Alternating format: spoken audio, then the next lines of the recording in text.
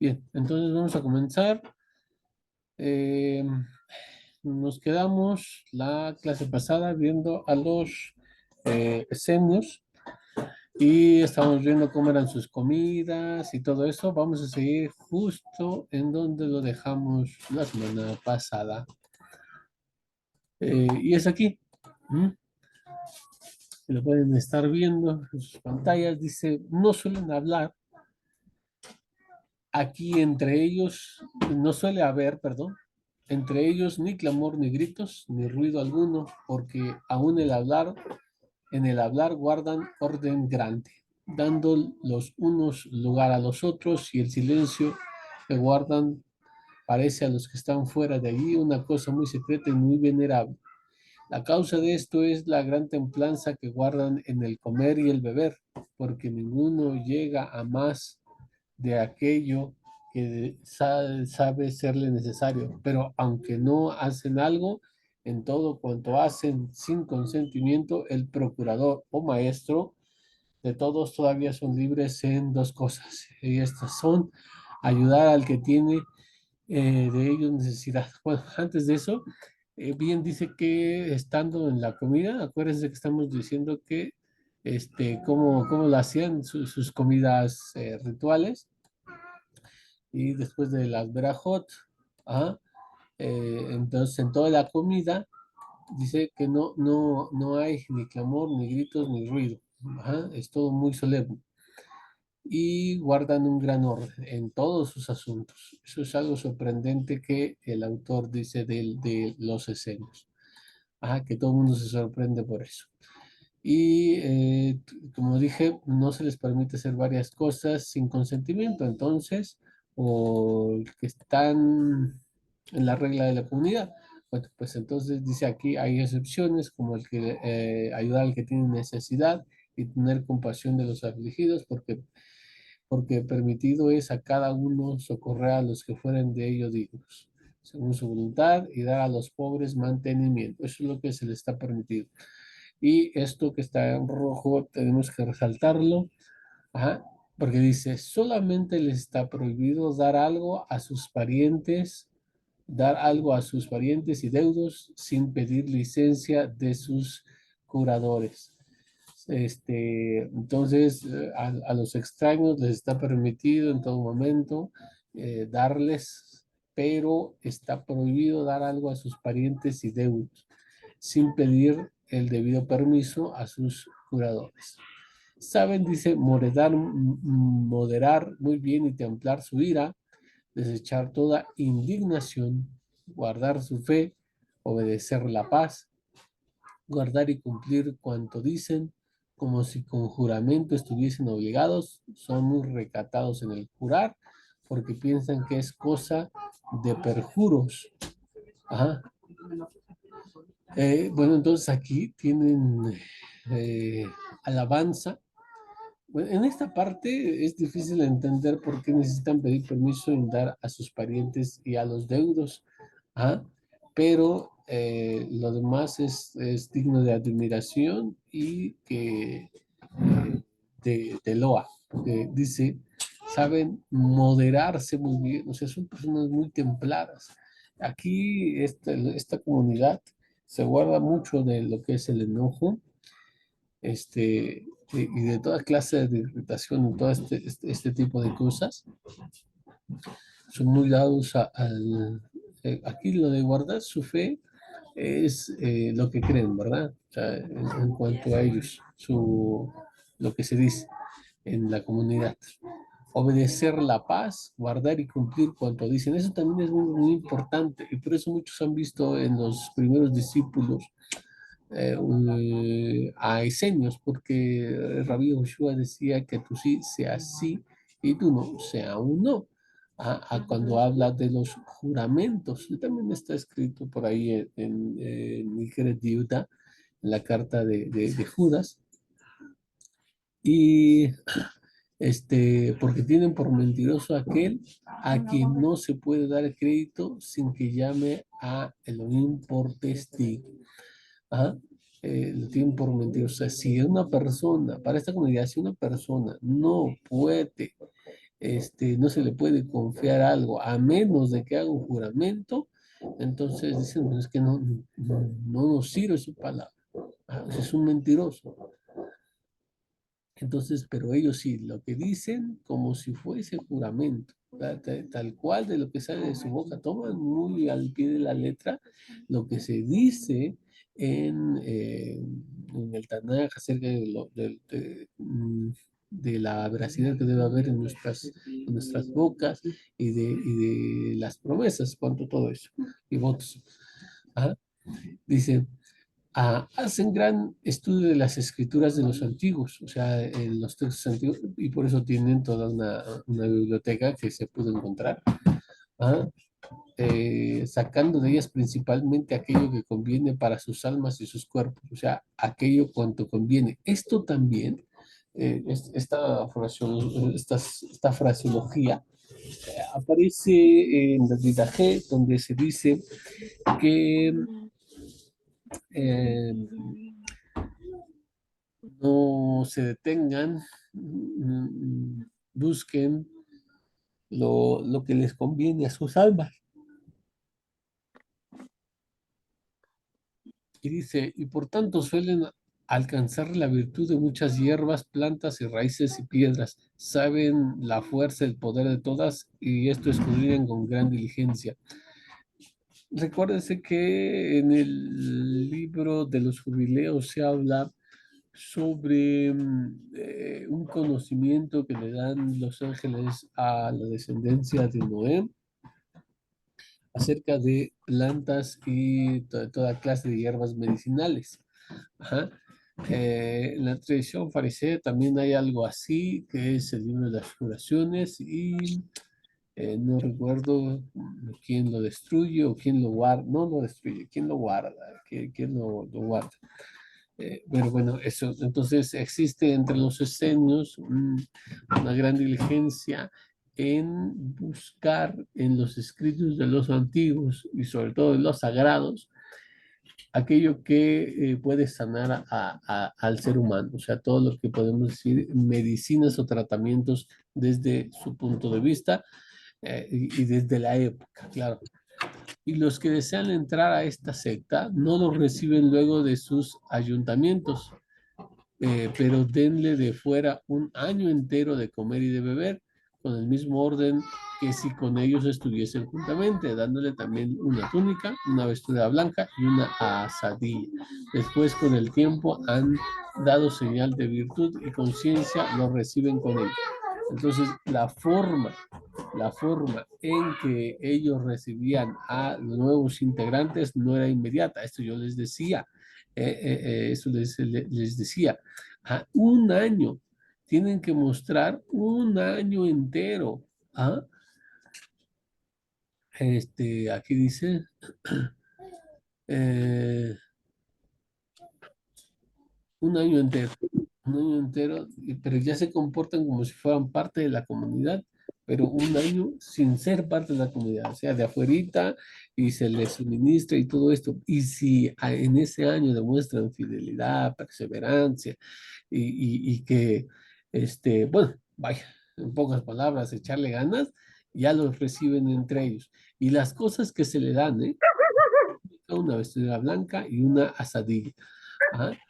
Y participan de sus aguas y lavatón, por causa de recibir con ellos la castidad que deben guardar, pero no los juntan a comer con ellos, porque después dado su continencia, experimentan sus costumbres por espacio de 2 años más. O sea, ok, de fuera te tienen un año y te dan tus ropas que vas a utilizar y te empiezan a enseñar qué es lo que hace la comunidad, pero de fuera ya te aceptan dentro si has demostrado que perseverancia, como decía, y 2 años todavía no se junta a comer con ellos, o sea, todavía es ya Todavía no es parte de la comunidad íntegra porque no se sienta a comer con los demás. Ajá. Hasta que muestra continencia y dice que están a prueba otros 2 años más. Y pareciendo digno, es recibido entonces en la comunidad. Antes que comiencen a comer las mismas comidas de ellos, hacen grandes juramentos y votos de honrar a Elohim y después que con los hombres guardarán toda justicia y no dañarán la voluntad ni de su dañarán de voluntad ni de su grado a alguno. Esto ya lo habíamos visto, cómo se hace el recibimiento, eso lo vimos hace unas clases atrás, recuérdense, vaya atrás en las clases y las bendiciones, las maldiciones, lo que tienen que decir y estas partes, todo eso ya lo hablamos, pero aquí se está diciendo parte del proceso más.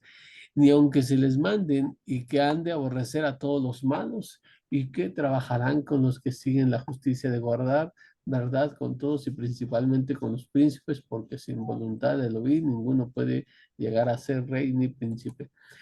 Respeto mucho a las autoridades y, por supuesto, eclesiales. Eh, y como dijimos, en esta parte dice que aborrecer a los malos.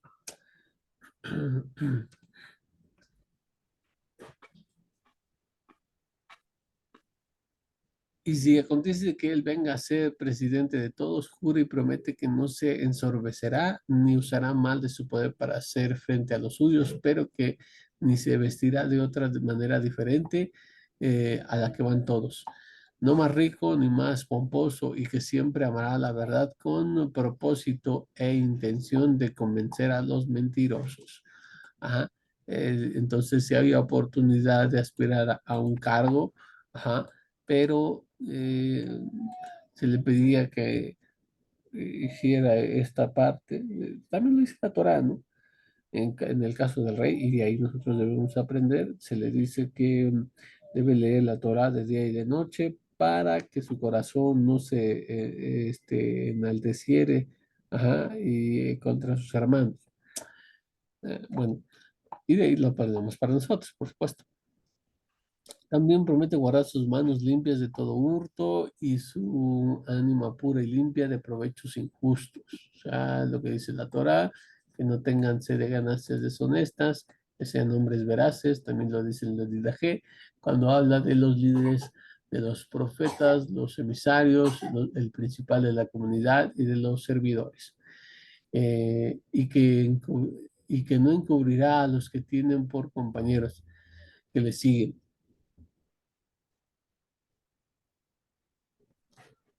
a los compañeros, o sea, a los miembros de la misma secta, del mismo grupo, no les va a encubrir alguna enseñanza. O sea, eso es un misterio. Pero eso no puede ser publicado a gente de fuera, a la gente profana.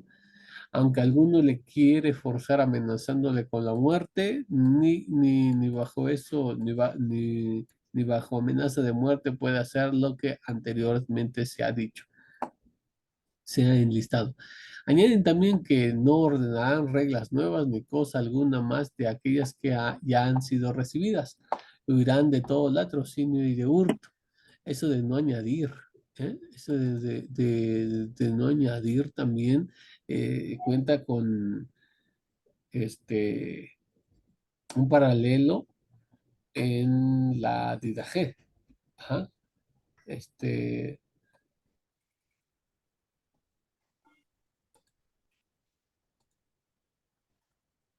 paralela con la Didaje, esto también donde pusimos. mm,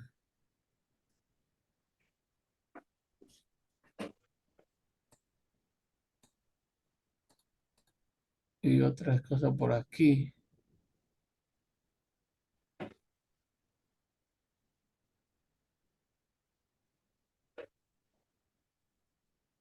Bueno,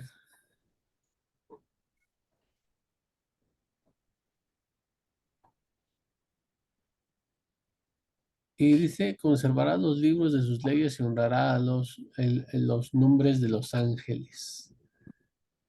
Con estos juramentos prueban y experimentan a los que reciben en sus compañías y los fortalece con ellos. A los que hayan en pecado los echan de la compañía y el que es condenado muchas veces lo hacen morir de muerte miserable. Los que están obligados a estos juramentos y ordenanzas no pueden recibir de algún otro comer ni beber, y cuando son echados comen como bestias las hierbas de crudas de tal manera que les adelgazan tanto sus miembros por el hambre que vienen finalmente a morir. Vemos entonces cómo se castigaba a los que infringían las leyes, las reglas de la comunidad, y esto que dice que eh, si los hayan en pecado, los echan fuera de la comunidad. Has pecado, vas para afuera. Y el que es condenado muchas veces lo hacen morir de una mente miserable. Cuando es echado de la compañía, o sea, es expulsado de la comunidad, puede mantenerse por ahí comiendo, como dice aquí, hierbas y todo lo que, y regresa, pero mm, reinciden, los que reinciden varias veces, lo dejan morir literalmente de hambre porque este, nadie les puede, nadie les puede dar de comer o de beber, ajá, porque están siendo castigados, y pues se tienen que comer lo que encuentran por ahí, y van adelgazando y finalmente por eso dice vienen a morir. Por eso lo tacha de muerte miserable. Por lo cual, teniendo muchas veces compasión de ellos, los reciben ya estando en lo último de su vida, creyendo y juzgando que bastaba la pena recibida por la de los delitos y pecados cometidos, pues los habían llevado a la muerte. Ajá, es tremendo los castigos que se daban aquí. Ajá, por eso les decimos, es los esenios, y son muy rígidos, son como podemos decir, ortodoxos, y tienes que seguir toda a rajatabla, o sea, no hay opción. Ajá. Y bueno, entonces esa es la diferencia que habrá con eh, otros grupos, por ejemplo, la de los fariseos. La de los fariseos es la más ligera, la más liviana, es la que busca aliviar el peso de sobre sus compatriotas. ¿Ah? Son muy, continúa aquí, dice el autor, son muy diligentes al juzgar y muy justos. Entienden en los juicios que hacen no menos de 100 hombres juntos, y lo que determinan se guarda y observa muy firmemente. Después de Elohim tienen en gran honra a Moshe, fundador de sus leyes, de tal manera que si alguno habla mal contra él, es condenado a la muerte.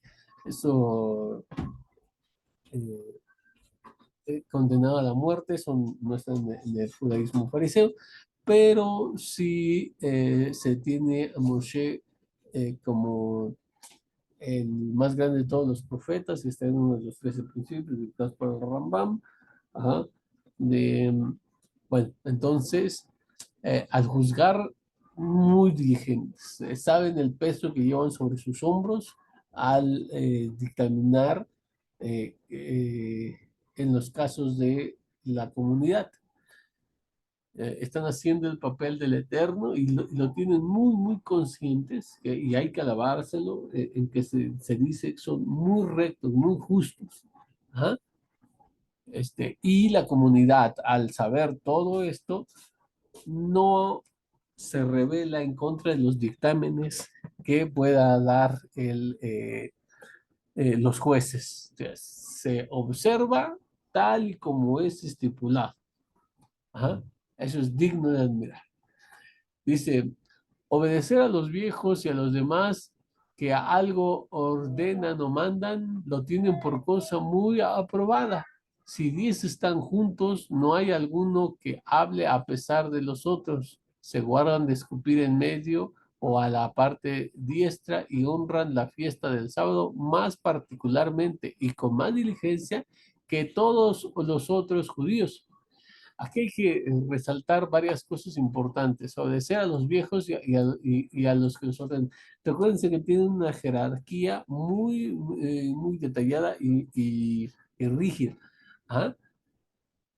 Entonces, el hacer caso a esas órdenes es algo que para ellos consta de muy grande virtud. Ajá. Y si están juntos 10, dice alguno que hable, no hay alguno que hable a pesar de los otros. Ajá. Se guardan de escupir en medio o a la diestra y honran eso es cuestión de las reuniones, pero lo de Shabbat, esto hay que acentuarlo y déjenme este, marcarlo de un color distinto. Y honran el Shabbat más particularmente y con más diligencia que todos los otros Yudim.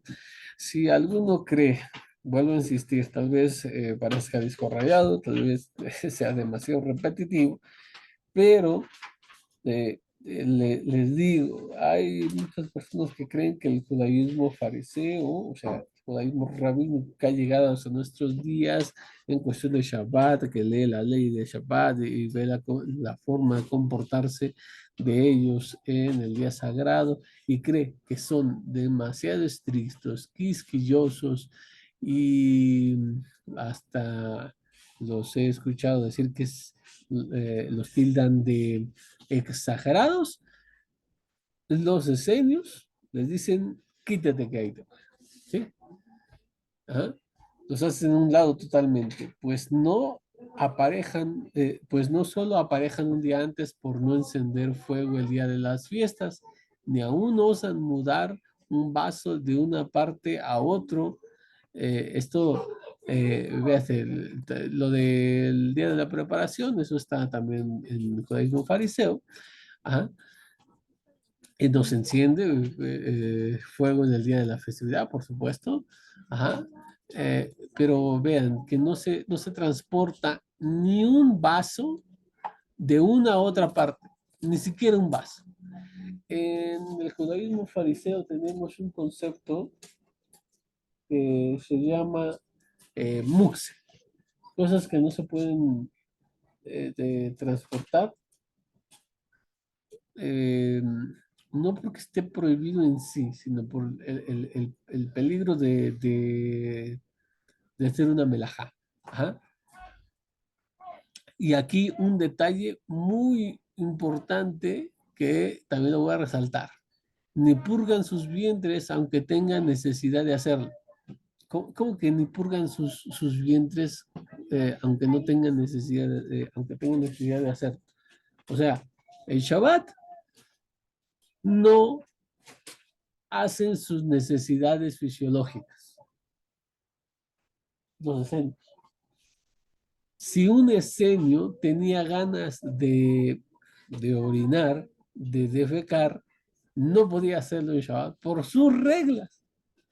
Ajá. No sé si vieron el cortometraje que les pasé. En ese justamente está el, uno de los líderes dando cátedra, ¿no? Están impartiendo una enseñanza y hay un joven por ahí que tiene necesidad de ir al sanitario, pero se aguanta hasta lo último porque está prohibido hacerlo en Shabbat. ¿El por qué? No me lo pregunten. Pero en el judaísmo fariseo tenemos, por ejemplo, está en el Talmud, está en el Rambam, por ejemplo el Rambam dice que hay que, cuando tiene una necesidad de hacer sus necesidades fisiológicas, tiene necesidad, bueno, ve que no te aguantes. Dice que una de las cosas que trae muchas enfermedades es justamente eh, no hacerlo al tiempo que el cuerpo lo necesita, sobre todo el orinar, según el Rambam. Ajá. Los otros días cavan en tierra un pie de hondo con aquella asadía. Recuerden que en el tiempo de que ellos estaban como prospectos a entrar a la secta, les dan una asadía, es una clase de herramienta que lo que hace, bueno, para qué se hace, para qué se utiliza, es para hacer el hoyo, como está escrito en la Torá, dice, y entre tus armas tendrás una herramienta con el cual vas a salir al campo, cavarás y eh, harás tu necesidad, cubrirás, y etcétera. Entonces, aquí en esa salida le hacen un pie de hondo. ¿Cuánto es un pie? Eh, ¿A cuánto equivale un pie? En centímetros. Ah, son, no, al revés.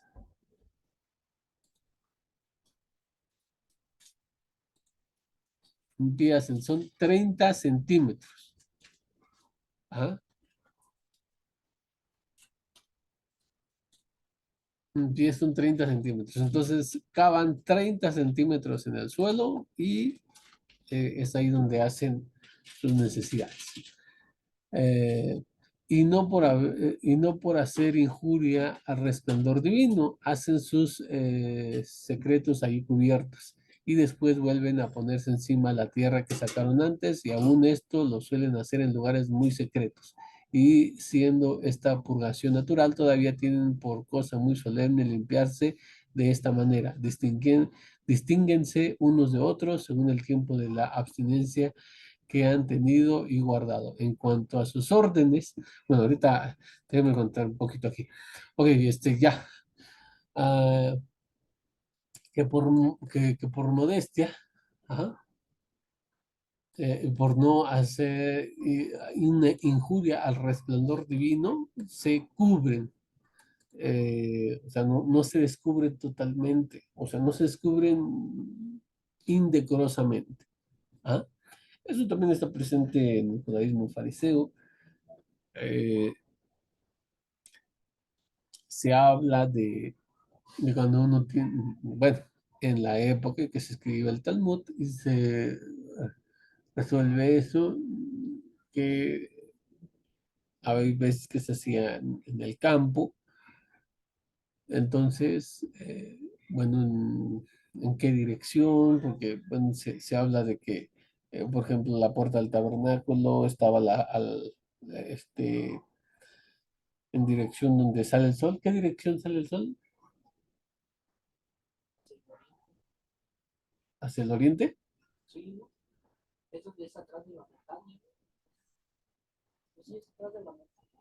Bueno, pues así está la puerta del tabernáculo y por eso algunos sabios dicen está la presencia divina y todo, por eso se evita que se haga hacia ese, por el este.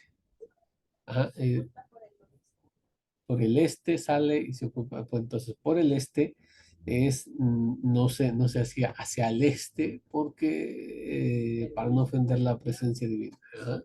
Aquí, entonces, estos dice que se esconden, son lugares secretos, son lugares ocultos y es muy natural, pero no hay que descubrirse en demasía y todo eso. Eso también se comparte con el judaísmo fariseo. Entonces, bueno. Eh, y luego dice, y los más nuevos son tenidos en menos que los que les preceden, tanto que si tocan alguno de ellos, se lavan y limpian, no menos que si hubiesen tocado a algún extranjero. Véase, por eso les digo que la gente cree que el judaísmo fariseo, el judaísmo rabínico de nuestros días es muy estricto, el ortodoxo, algunas personas ven mal que por ejemplo, no se den la mano. O sea, si mi esposa llegara a darle la mano, a extenderle la mano a un rabino judío ortodoxo, no se la daría, no le da la mano, no por grosero, ¿verdad? Pero aquí, en caso de los esenios, dice que los más antiguos se consideran más santos, más apartados, ¿sí? Y si uno de los novicios, de los más nuevos, llegara por error, tocarlo, dice, se lavan y se limpian como si hubieran tocado a algún extranjero, o sea, como si tuvieran una impureza del nivel de un extranjero. Viven mucho tiempo, de tal manera que hay muchos que llegan hasta 100 años. Esto también tal vez podríamos destacarlo. Según el autor, dice que su modo de vida les permite eh, o les da longevidad, les permite llegar hasta usualmente hasta los 100 años, ¿no?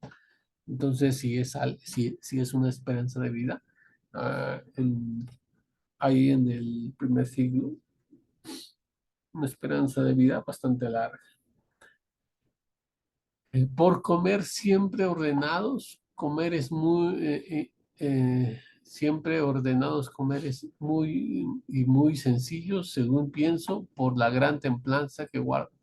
Menosprecian también las adversidades y vencen los tormentos con la constancia, paciencia y consejo, y morir con honra juzgando lo mejor, juzgando por mejor que vivir.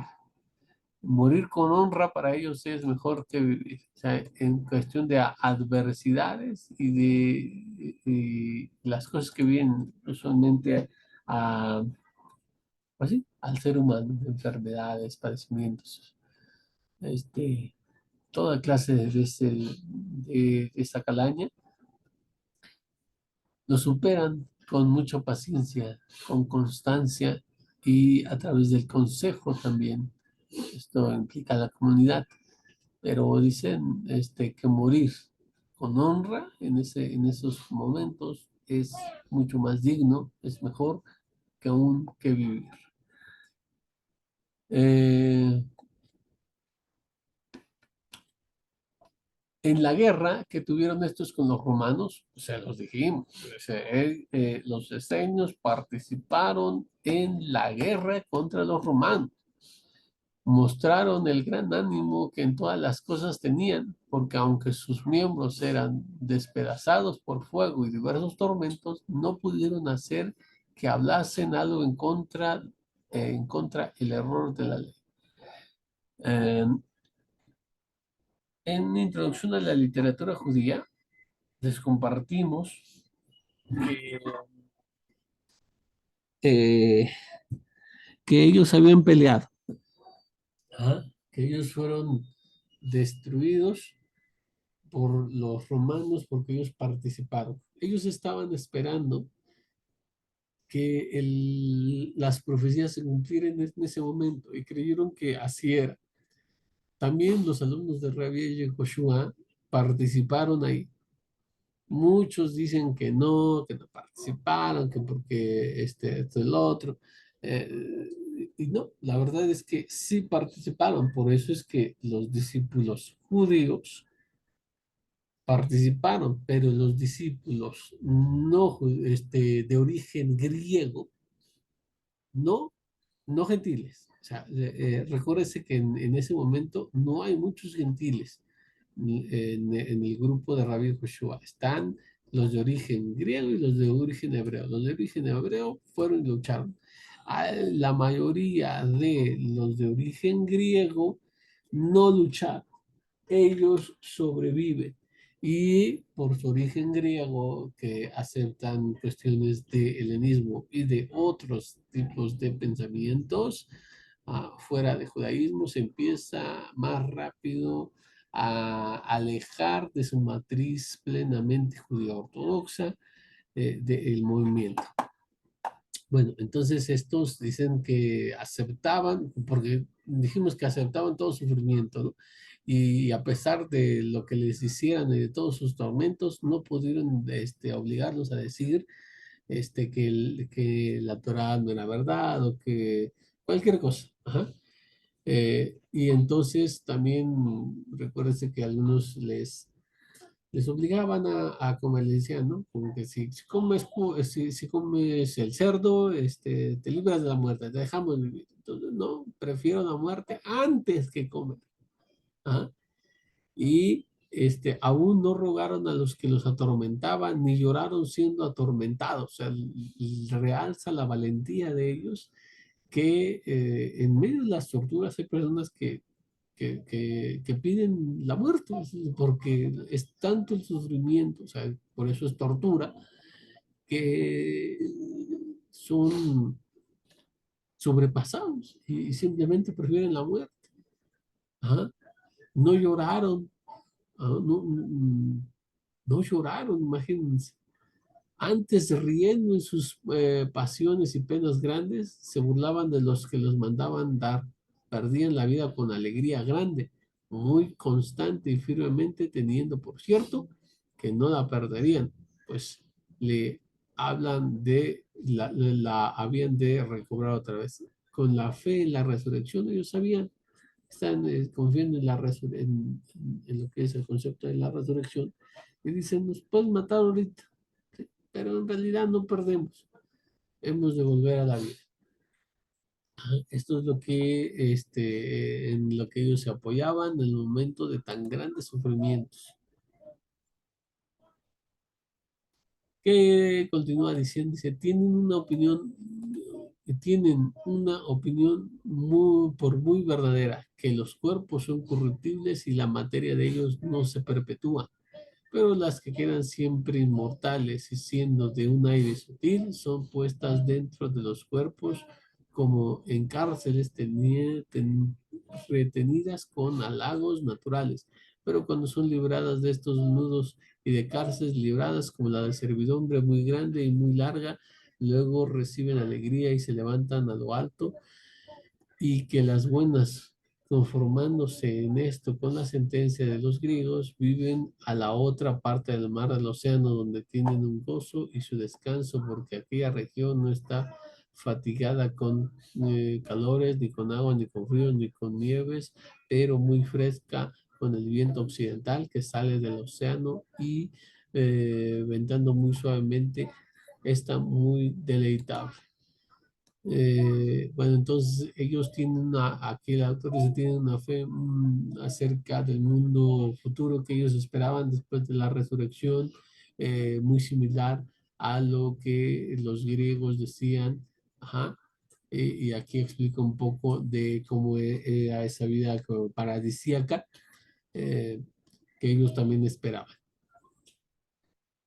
Las malas, eso es cuestión de las almas que son inmortales, pero las malas almas tienen otro lugar mejor de ahí, eh, muy tempestuoso y muy frío, lleno de gemidos y dolores, donde son atormentadas con penas hasta el fin. El Geinam, ¿no? El infierno. Entonces ellos creen la resurrección en la inmortalidad de las almas en Geinom y en la recompensa después de la resurrección, porque la resurrección solo es una parte de la recompensa.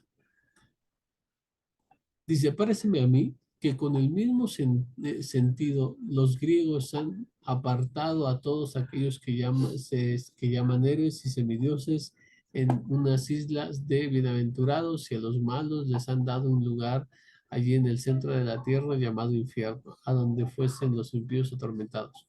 Aquí fingieron algunos que son atormentados los Sísifos, los Tántalos, los Ixiones, los Tirios, teniendo por cierto al principio que las almas son inmortales, y de aquí el cuidado que tienen de seguir la virtud y menospreciar los vicios, porque los buenos, conservando en esta vida, se hacen mejores, pero por la esperanza que tienen de los bienes eternos después de la vida. Y los malos son detenidos porque, aunque estando en la vida han estado como escondidos, serán después de la muerte atormentados eternamente.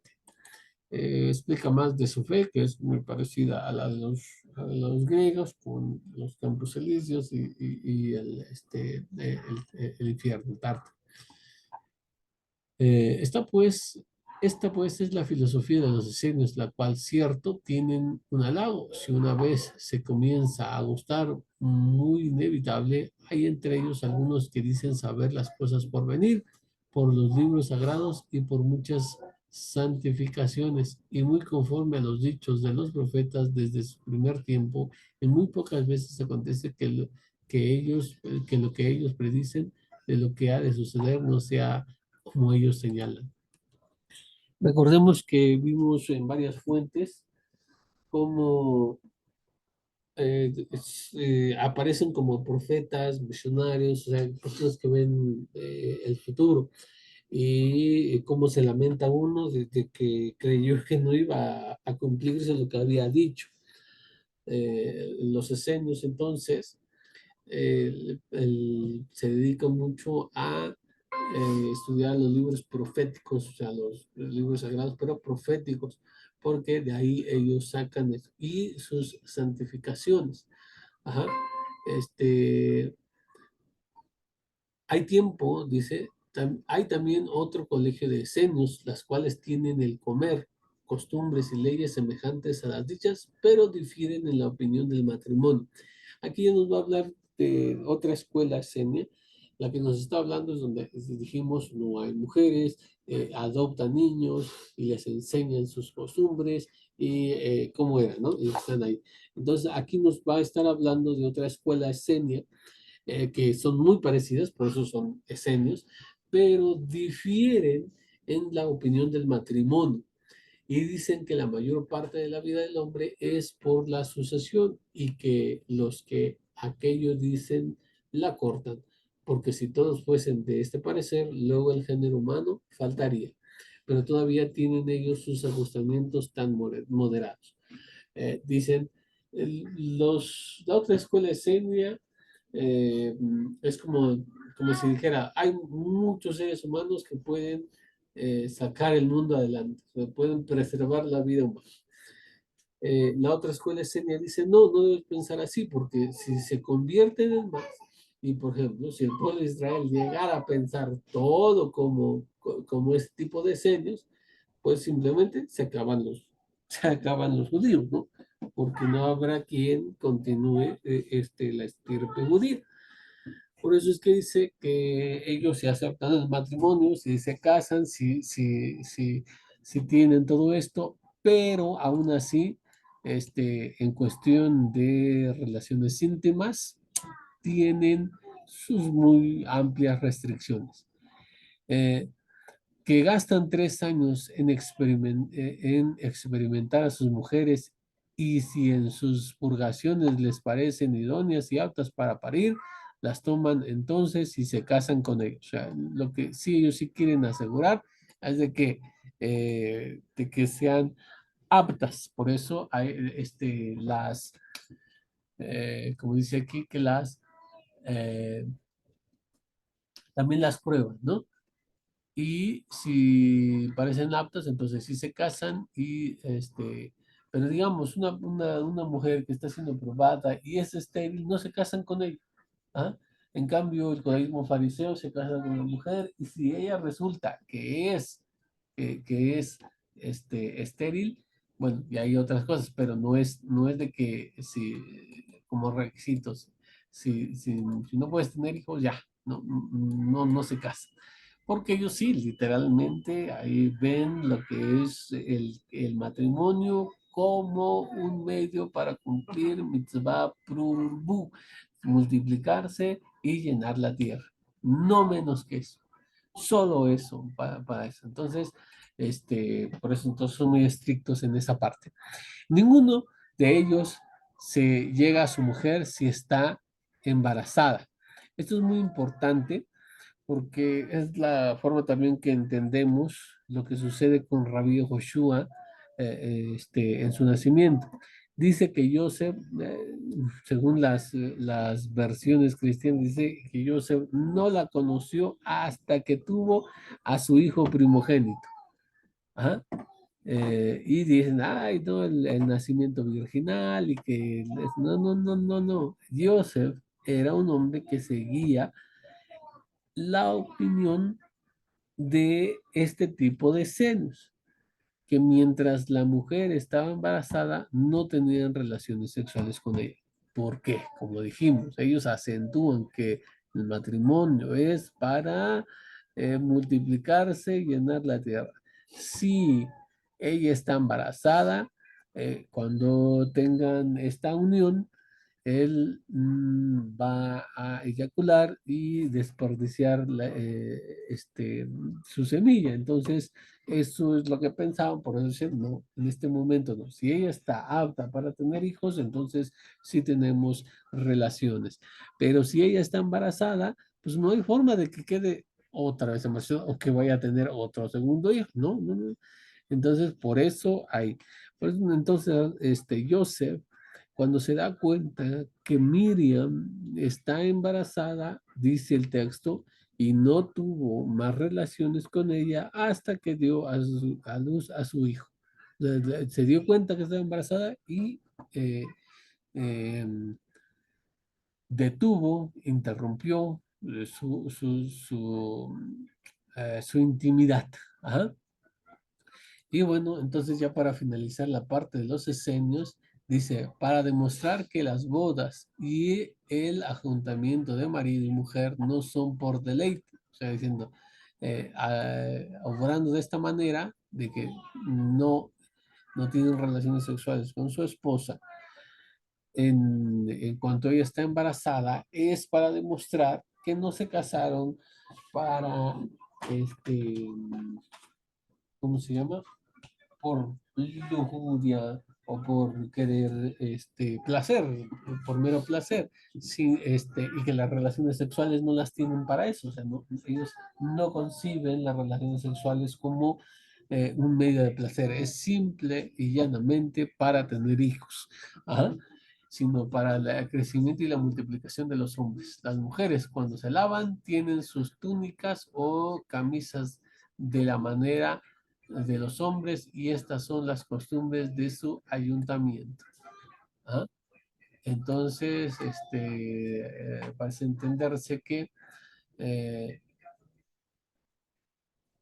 que no hay un descubrimiento como lo tiene también una opinión en el Talmud, donde se habla de que dice una mujer, el testimonio de una mujer, que su esposo, un sabio, dice, descubrió una parte de su cuerpo mientras tapaba la otra, como si hubiera sido coaccionado por un demonio. Eso ya lo hemos visto. Lo vimos en Introducción a la Literatura Judía, por favor, revisen por ahí. Ajá, y estas son sus costumbres. Y con esto damos por finalizado lo que es la explicación de los esenios. ¿Sale? Hasta aquí hemos llegado de los esenios. La próxima clase, Besrat Hashem, iniciaremos con el cuarto y último grupo de tipos de judaísmo.